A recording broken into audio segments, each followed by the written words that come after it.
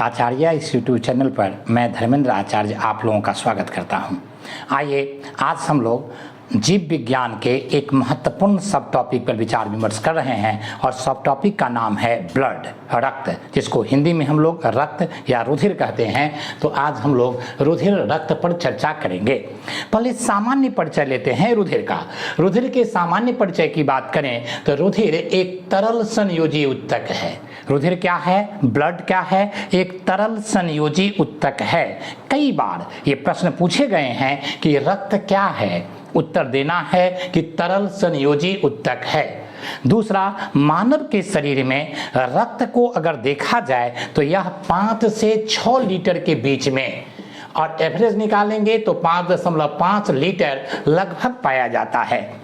तो रक्त कितने होते हैं? 5 लीटर से 6 लीटर के बीच, यानी कि लगभग औसत में देखें तो 5.5 लीटर। मनुष्य के शरीर के वजन का अगर प्रतिशत निकाल करके देखें तो रक्त का प्रतिशत वजन में 7 से लेकर के 8% तक होता है। कितना प्रतिशत? 7 से 8% हमारे शरीर के वजन का रक्त का वजन है। तो कुल मिलाकर के हमारे शरीर में जो वजन है उसमें रक्त का वजन कितना है? तो 7%। अगर भाग के दृष्टिकोण से देखें तो हमारे शरीर के वजन का 1/13वां भाग, कितना? 1/13वां भाग रक्त है। क्योंकि अगर आप गुना करेंगे परसेंटेज को, 7 से 8 को परसेंटेज को अगर तोड़ेंगे तो अब मोटे तौर पर 13वां भाग आ जाएगा। तो रक्त कितना भाग है? तो 13वां भाग है। ये सब क्वेश्चन रक्त के बारे में पूछे जाते हैं। और एक बात यह है कि रक्त जल से भारी होता है। जल के घनत्व से रक्त का घनत्व थोड़ा ज्यादा होता है। रक्त का घनत्व अगर देखा जाए तो 1.04 से 1.07 तक होता है, और रक्त ये जल का घनत्व जो है वो मोटे तौर पर 1 या 1 से थोड़ा सा कम होता है। तो कुल मिलाकर के देखा जाए जल से यह भारी होता है, यह अपारदर्शी है। रक्त के इस तरफ से उस तरफ आपको नहीं दिखेगा, यह लाल चमकदार होता है। और इस तरह से हम देखते हैं इस तरफ से उस तरफ आपको नहीं दिखेंगे तो अपारदर्शी होता है। इसके स्वाद की बात करें तो यह नमकीन होता है। यह हल्का क्षारीय होता है। हल्का क्षारीय क्यों होता है उसकी चर्चा अभी हम लोग करेंगे जब प्लाज्मा पढ़ेंगे तब। तो इस तरह से यह इसका pH 7.8 और ये स्वाद में नमकीन होता है।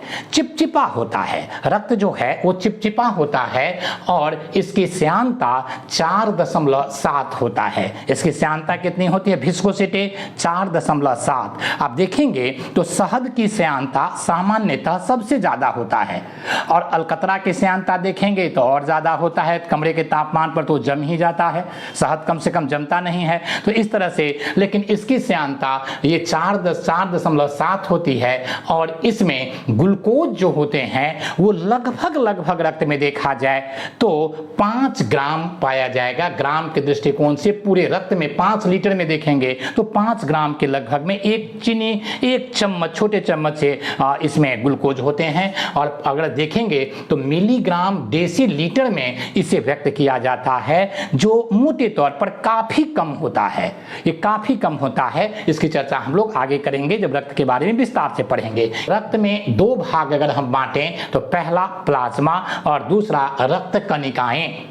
तो प्लाज्मा इसमें आधात्री अर्थात मैट्रिक्स के रूप में काम करता है। ये प्लाज्मा जो है वो मैट्रिक्स है। ये आधारभूत उसके तत्व हैं जो लिक्विड की अवस्था में होता है, और इसी में रक्त कणिकाएं, जिसमें 3 चीज हैं। पहला आरबीसी, दूसरा डब्ल्यूबीसी और तीसरा प्लेटलेट्स तैरते रहते हैं।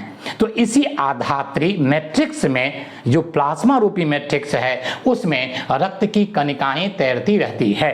तो इस तरह से हम देखते हैं पहले प्लाज्मा पर विचार विमर्श कर लेना चाहिए।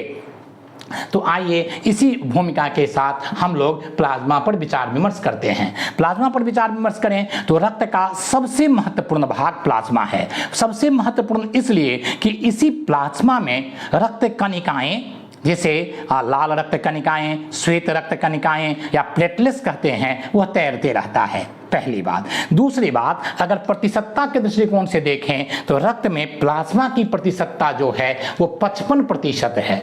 प्लाज्मा कितने प्रतिशत है रक्त का? 55%। और इधर कितने हैं? तो 45%। रक्त कणिकाएं का प्रतिशत कितना है? 45%। तो प्लाज्मा 55% भाग को प्रतिनिधित्व करता है। प्लाज्मा को देखें तो यह हल्का पीला, साफ और पारदर्शक होता है। प्लाज्मा कैसा है? हल्का पीला है, दूसरा साफ होगा और पारदर्शक होगा। यहां देखिए पूरे रक्त को देखेंगे तो अपारदर्शी है, लेकिन प्लाज्मा को अगर अलग से हम देखेंगे तो यह पारदर्शक होता है। प्लाज्मा का प्रतिशत अगर हम देखें हमारे पूरे शरीर के वजन का तो लगभग 4% है। कितना प्रतिशत है? 4% प्लाज्मा का पूरा वजन है पूरे शरीर का। और रक्त का वजन कितना है? 7 से 8%। कितना प्रतिशत? मोटे तौर पर 7 से 8% हमारे शरीर के कुल वजन का रक्त का वजन, और उसमें प्लाज्मा का वजन 4%। प्लाज्मा में अगर देखें कि कौन कौन चीज पाए जाते हैं तो प्लाज्मा में मुख्य रूप से जल पाया जाता है, और लगभग 91 से 92% प्लाज्मा का भाग जल होता है। उसमें वाटर का कितना महत्व है? तो 91 से 92% उसमें जल होंगे, मोर देन 90%। प्लाज्मा में इसके अतिरिक्त जो 8% बच गए या 9% बच गए, उसमें 6 से 7% प्रोटीन होते हैं। कितना प्रतिशत? 6 से 7% प्रोटीन होते हैं। और इसमें प्रोटीन जो हैं मुख्य रूप से 4 प्रोटीन पाए जाते हैं। कौन कौन प्रोटीन पाए जाते हैं? कितने? पहले 4, और चारों प्रोटीन में हम देखें सबसे पहला प्रोटीन जो है वह है थ्रोम्बोबिन। थ्रोम्बिन जो है वो आपका पहला प्रोटीन है, थ्रोम्बिन। दूसरा प्रोटीन जो है वो फाइब्रिनोजन है। फाइब्रिनोजन ये दूसरा प्रोटीन है जो प्लाज्मा को थक्का से जुड़ी हुई चीज़ों को रोकता है, अर्थात थक्का नहीं बनने देता है। दूसरी तरफ थक्का बनने में इसकी भूमिका होती है, इसका योगदान थक्का बनने में है। अगला हम देखते हैं ग्लोब्यूलिन जो है यह प्रतिरक्षा से जुड़ा हुआ है। ये क्या है? ग्लोब्यूलिन जो है वो प्रतिरक्षा से जुड़ा हुआ है। और अगला एल्ब्यूमिन, ये प्रासरणीय संतुलन को बनाए रखता है। तो कुल मिलाकर के रक्त में 4 प्रकार के प्रोटीन होते हैं, और इन प्रोटीनों में सबसे अधिक यही चौथा प्रोटीन है जो एल्ब्यूमिन है। यह प्रासरणीय संतुलन को बनाने में अपना महत्वपूर्ण योगदान देता है।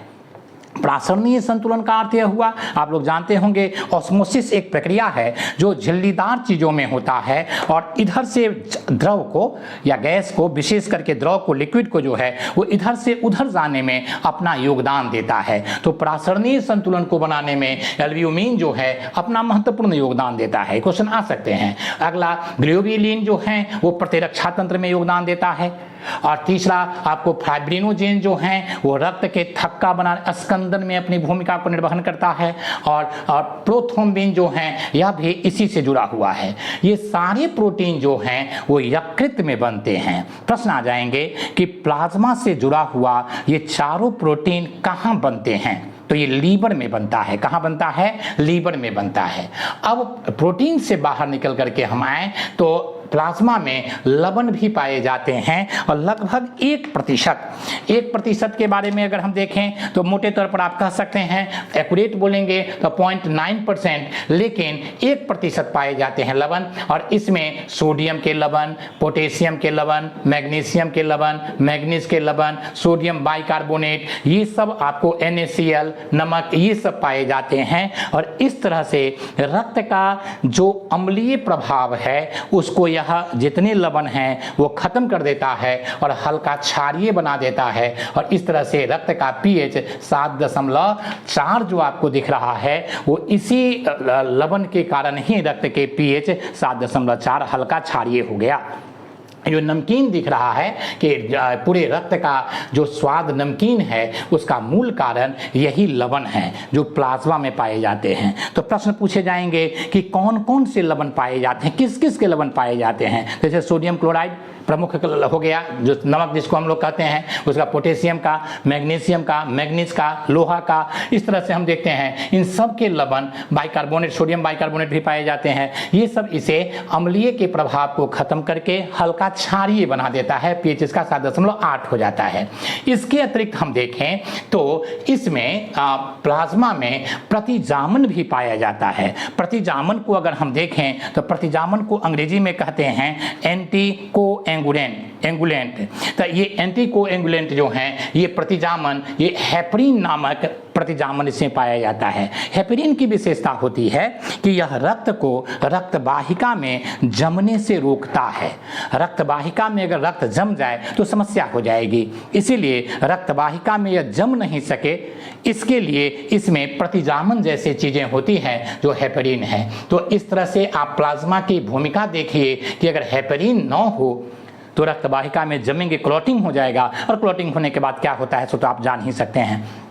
तो ये बात हो गई। अब इसमें कई प्रकार के खाद्य पदार्थ पाए जाते हैं। क्या पाए जाते हैं? खाद्य पदार्थ। और खाद्य पदार्थ में देखें तो सबसे पहला ग्लूकोज पाया जाता है जो 0.1% होता है। अभी हम लोग चर्चा कर रहे थे कि ब्लड में ग्लूकोज यही है, आप आरबीसी, डब्ल्यूबीसी और प्लेटलेट्स में ग्लूकोज की मात्रा नहीं के बराबर पाया जाता है, यहाँ भी बहुत कम है, 0.1% ग्लूकोज जो हैं वो। उसके बाद विटामिन्स पाए जाते हैं, उसके बाद एमिनो अम्ल पाए जाते हैं, और कई प्रकार के खनिज पाए जाते हैं। ये प्लाज्मा में खाद्य पदार्थों के संदर्भ में देखें तो ग्लूकोज, उसके बाद एमिनो अम्ल, उसके बाद विटामिन्स और कई प्रकार के खनिज प्लाज्मा में पाए जाते हैं। ये इसकी विशेषता है।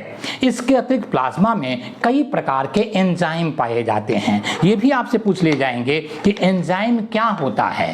तो एंजाइम जो है वह एक प्रकार का प्रोटीन है। सभी एंजाइम प्रोटीन होते हैं, और एंजाइम गर्मी के समय में आप देखेंगे कि भोजन ठीक से नहीं पचता है। एंजाइम की विशेषता होती है कि 40 डिग्री टेम्परेचर से अगर अधिक बढ़ गया तो वह काम करना कम कर देता है या काम ठीक से नहीं करता है। जैसे 45 डिग्री टेम्परेचर है तो शरीर में जितने एंजाइम हैं जो दर्जनों की मात्रा में हैं वो ठीक से काम नहीं कर रहा है, उसकी जो क्षमता है वो काफ़ी कम हो गई है, अतः भोजन पचेगा ही नहीं।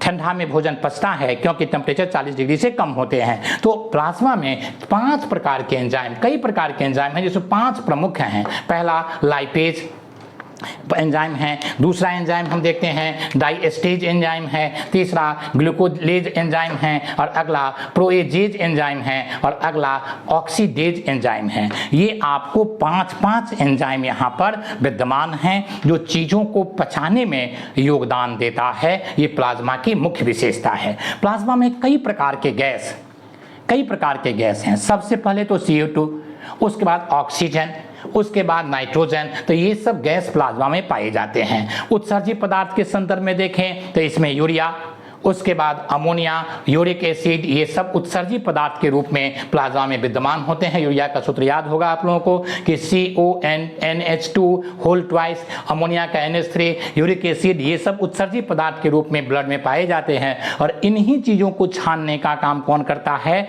नेफ्रॉन, अर्थात हमारी किडनी में जो लगे हुए हैं छन्ना, वो करता है, जिसकी संख्या 10 लाख है एक किडनी में। सभी प्रकार के हार्मोन्स इसमें पाए जाते हैं, खास करके अंतःस्रावी जितने हार्मोन्स हमारे हैं वो आपको प्लाज्मा में पाए जाते हैं।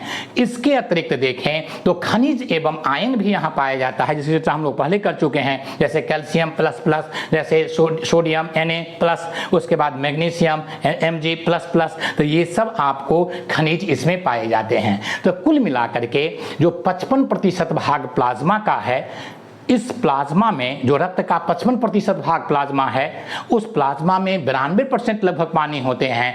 इसके अतिरिक्त जो 8% बचा या 9% बचा, 91 से अगर जोड़ें तो इस 91% में लगभग दर्जनों चीज़ें पाई जाती है। खास करके इसमें प्राप्त होने वाले प्रोटीन, इसमें प्राप्त होने वाले प्रतिजामन जो हेपरिन के रूप में है, इसमें प्राप्त होने वाले आपको कई एंजाइम्स, जो 5 एंजाइम्स हैं, इसमें गैस, उत्सर्जी पदार्थ, ये सब अपने आप में कई प्रकार के पॉजिटिव और नेगेटिव रोल अदा करते रहते हैं। जैसे नेगेटिव रोल के संदर्भ में देखेंगे, जो उत्सर्जी पदार्थ है अगर नहीं निकला तो डायलिसिस की प्रक्रिया से गुजरना पड़ेगा, अगर डायलिसिस भी नहीं हुआ तो आदमी की मृत्यु हो जाती है। तो इस तरह से हम देखते हैं। अब एक शब्द और है सीरम। सीरम किसे कहते हैं? तो इस सीरम को हम लोग ऐसे देख सकते हैं कि बिना थक्का के स्कंदक कारकों से युक्त प्लाज्मा को सीरम कहते हैं। ये सीरम जो है वो प्लाज्मा का ही भाग है, बिना थक्का के स्कंदन कारकों के से युक्त प्लाज्मा को सीरम कहा जाता है। तो ये आप ध्यान में रखेंगे। उसके बाद है प्लाज्मा के बारे में इतने ही बातें। अब आइए थोड़ा हम लोग आरबीसी कर लेते हैं। तो आरबीसी तो आज पूरा नहीं हो पाएगा, लेकिन संक्षिप्त में ही इन बातों को हम रखते हैं। हीमोग्लोबिन से चीज़ों को आगे बढ़ाएंगे। लेकिन आरबीसी की बात करें तो आरबीसी को हम लोग देखें तो कई नामों से जाना जाता है, लेकिन सबसे महत्वपूर्ण नाम इसका है एरिथ्रोसाइट। एरिथ्रोसाइट्स जो हैं, इसका नाम है एरिथ्रोसाइट्स, और इसकी खोज 1674 ईस्वी में एंटोनी ल्यूवेनहॉक ने किया था। किसने किया था? एंटोनी ल्यूवेनहॉक ने किया था। जैसे इसका नाम है एरिथ्रोसाइट, इसका नाम हम देखते हैं कि इसका नाम है ल्यूकोसाइट और इसका नाम है थ्रोम्बोसाइट। तो एरिथ्रोसाइट की बात करें तो इसकी खोज एंटोनी ल्यूवेनहॉक ने 1674 ईस्वी में इसकी खोज की थी। और ये रुधिर कणिकाओं का लगभग 90% भाग होता है। कितना भाग होता है? 90%। अर्थात पूरे रक्त का देखा जाए तो लगभग 40% भाग होता है। 40.5%, 40-41 तो 40.5 कर देते हैं। तो आपको एरिथ्रोसाइट जो हैं, जिसे हम लोग लाल रक्त कणिकाएं कहते हैं, उसका पूरे रक्त में इसकी भूमिका 40.5% है और उसका प्लाज्मा की भूमिका 55.5%। इन दोनों को अगर जोड़ देंगे तो 50, 40, 90, 95, 95, 96% जो है रक्त का लाल रक्त कणिकाएं और प्लाज्मा हो जाएगा। उसके बाद जो शेष बचे 5% उसमें WBC और प्लेटलेट्स हो जाएंगे। इस तरह से रुधिर कणिकाओं में देखें तो ये 90% है। इस तीनों का 90% भाग केवल आरबीसी है। अब इसका निर्माण देखें कहाँ होता है, तो बोन मैरो में होता है। हमारे पास दो तरह के बोन मैरो होते हैं, एक पीला और दूसरा लाल। तो रेड बोन मैरो में इसका निर्माण होता है। जैसा कि हम लोग जानते हैं कि बोन मैरो हड्डियों में पाया जाता है, और हड्डी में भी देखें तो सभी हड्डी में नहीं पाए जाएंगे। बोन मैरो जो हैं वो हाथ और पैर की हड्डियों में नहीं पाया जाता है। हाथ पैर में कितनी हड्डियां हैं, तो एक हाथ में 30, दूसरे हाथ में 30, पैर में दोनों में 30, तो 60 गुना 120 हड्डी जो हैं उसमें बोन मैरो नहीं पाए जाएंगे। मुख्य रूप से बोन मैरो छाती के हड्डी में और मस्तिष्क के हड्डी में पाए जाते हैं, बोन में पाए जाते हैं। तो रेड बोन मैरो में इस रेड जो ब्लड सेल्स हैं उसका निर्माण, लाल रक्त कणिकाओं का निर्माण होता है। कहाँ होता है? रेड बोन मैरो में, याद रखेंगे। और ये मुख्य रूप से खोपड़ी की हड्डी यानी कि सिर के हड्डी और छाती की हड्डी में, और जो हमारे कशेरुकी हैं यानी कि रीढ़ की हड्डी, बैकबोन में वाली जो हड्डी है उसमें पाए जाते हैं। और इस तरह से चूंकि हड्डियों बोन मैरो वाला भाग में ही पाया जाता है, इसीलिए लाल रक्त कणिकाएं केवल कशेरुकी जीव में ही पाया जाएगा, जिसमें हड्डियां नहीं होंगी, जिसमें बैकबोन नहीं होगा, जिसमें छाती की हड्डी नहीं होगी, उसमें तो बोन मैरो होगा ही नहीं। और जब बोन मैरो नहीं होगा तो ये ब्लड बनेंगे कहाँ, लाल रक्त कणिकाएं बनेंगी कहाँ? इसीलिए जो अकशेरुकी जीव है उस जीव में लाल रक्त कणिकाएं नहीं बन सकती है। इसीलिए ध्यान रखना है आपको कि लाल रक्त कणिकाएं जो होती है, जिसको एरिथ्रोसाइट कहते हैं, ये आपको केवल कशेरुकी जीव में ही पाए जाएंगे। अगला बात, इसका जीवन काल जो है लगभग 120 दिन होते हैं। कितना दिन होता है? 120 दिन इसका जीवन काल है। और उसके बाद यह धीरे धीरे मृत हो जाता है और इसको छान करके स्प्लीन में छन जाता है।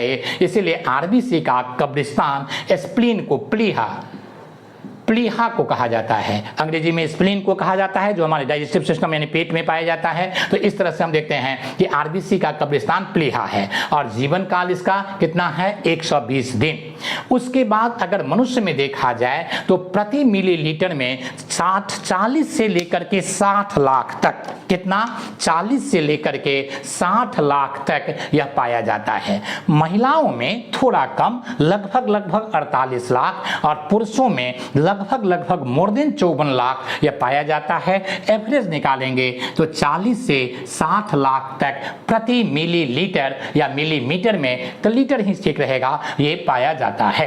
इस तरह से हम देखते हैं आरबीसी के बारे में कुछ मोटी मोटी बातें कि इसका नाम क्या है, इसकी खोज किसने की, यह रक्त कणिकाओं का कितना होता है, पूरे रक्त का कितना भाग होता है, इसका निर्माण कहाँ होता है, वो निर्माण वाली हड्डियाँ कहाँ पाई जाती है, इसका जीवन काल क्या है, इसके प्रति लाख मिलीलीटर में कितने होते हैं, कब्रिस्तान इसका कहाँ है। अब मानव में जो रक्त कणिकाएं हैं उन रक्त कणिकाओं का खास करके आरबीसी की बात मैं कर रहा हूं, अगर उसको देखा जाए तो इसका आकार कैसा है तो कनकेव है, ये उभयातल है, अंग्रेजी में हिंदी में कहेंगे उभयातल आकृति का है। उभय यानी कि बाइकनकेव आकृति का है यह। और इसके आकार को देखा जाए तो आकार जो है इसका मोटे तौर पर देखेंगे तो 10⁻⁻8 मीटर, यानी कुल मिलाकर के ये 2 से लेकर के 6 म्यू तक होता है। ये आपको म्यू का अर्थ हुआ 10⁻⁻6, तो -6 से यानी कि ये छोटा होता है, 10⁻⁻8 तक आप कह सकते हैं मीटर तक होगा ये इसकी लंबाई। तो ये आपको माइक्रोमीटर से भी छोटा होता है म्यू में, तो 3 से लेकर के या 4 से लेकर के तो 2 से लेकर के 3 म्यू तक इसका जो है वो क्या होंगे, आकार होंगे। और मानव शरीर का यह सबसे छोटा सेल है, मानव शरीर का क्या है, यह सबसे छोटा सेल है। आरबीसी मानव शरीर का सबसे छोटा सेल होता है। अब इसके प्रकार को देखा जाए तो 2-3 बातें देखी जा सकती है कि आरबीसी में हम मेढक के आरबीसी सबसे बड़ा और अंडाकार होता है और इसमें केंद्रक होता है। मानव के आरबीसी में केंद्रक नहीं होता है, मानव के आरबीसी में केंद्रक नहीं होता है। और इस तरह से देखें तो मानव के आरबीसी में केंद्रक नहीं होता है, लेकिन ऊंट तथा जिराफ के अगर देखा जाए, जिराफ या लामा, इसके आरबीसी में केंद्रक होता है। तो मेढक के आरबीसी बड़ा होता है, अंडाकार होता है, उसमें केंद्रक होते हैं, लेकिन मानव के आरबीसी में केंद्रक नहीं होते हैं। और ऊंट तथा जिराफ तथा लामा के आरबीसी में केंद्रक होता है, ये दिमाग में रखना है। अब बात है, इसलिए प्रश्न यहाँ से पूछे जा सकते हैं कि ऊंट, उसके बाद जिराफ और उसके बाद जो है सो आपको लामा के आरबीसी में केंद्रक होते हैं, ये दिमाग में रखना है। तो आकार कितना हुआ, तो ये मोटे तौर पर 2 से 3 म्यू होते हैं और 10⁻⁻8 सबसे छोटा जो होगा सो, और सबसे छोटा सेल शरीर का हुआ। उसके बाद नवजात आरबीसी में सभी कोशिकांग पाए जाते हैं। जब आरबीसी बनता रहता है, क्योंकि इसका टाइम, इसका लाइफ पूरा जो है 120 दिन का है, तो नवजात जो 4 दिन, 5 दिन, 10 दिन, 15 दिन में बना और प्रतिक्षण सेल बनते रहता है। ये आरबीसी की एक विशेषता, ये जीवित सेल है, या ये क्या है, जीवित सेल है, तो ये प्रतिक्षण बनता रहता है। तो इस बनने की जो प्रक्रिया है, उस बनने की प्रक्रिया में जो नवजात आरबीसी होते हैं वो सभी कोशिकांग इसमें पाए जाते हैं, लेकिन वयस्क होने के बाद सभी कोशिकांग लुप्त हो जाते हैं और लाल रंजक से यह भर जाता है। किस चीज से भर जाता है, यह लाल रंजक से भर जाता है, हीमोग्लोबिन इसमें भर जाता है। और हीमोग्लोबिन को देखें तो ये 2 चीज से बनकर के मिलकर के बना है। पहला हिम जो रंजक है, जो पिगमेंट है, और ग्लोबिन जो प्रोटीन है, और ग्लोबिन प्रोटीन इसमें 96% होता है, और हिम जो है ये 4 से 5% होता है। ये हिम जो रंजक है इसके केंद्र में लोहा होता है, Fe, फेरस, और ये फेरस की विशेषता होती है कि ऑक्सीजन को अपने में जोड़ करके रख सकता है या मुक्त कर सकता है, और यही रक्त के यानी ऑक्सीजन के ट्रांसपोर्टेशन का या कार्बन डाइऑक्साइड के ट्रांसपोर्टेशन में अपना योगदान देता है। इसकी चर्चा हम लोग अगले वीडियो में करेंगे। अगर प्लाज्मा के कार्यों को देखें तो 2-3 बातें। पहला बात कि जो चोट लगता है उससे बचाने में, हमें उबारने में अपना योगदान देता है। पोषक तत्वों के वितरण में अपना योगदान देता है। अगला, अपशिष्ट पदार्थों को हटाने में योगदान देता है, और संक्रमण को कम करने में, रोकने में अपना योगदान देता है।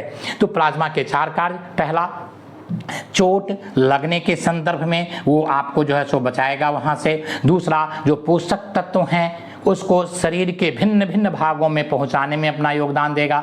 तीसरा, हम देखते हैं अपशिष्ट पदार्थ को हटाने में अपना योगदान देगा, और अगला, संक्रमण को रोकने में अपना योगदान देगा। तो ब्लड में हम लोग लाल रक्त कणिकाओं में खास करके हीमोग्लोबिन से अगली वीडियो में जो ब्लड पर बनेगा उस पर चर्चा करेंगे। धन्यवाद।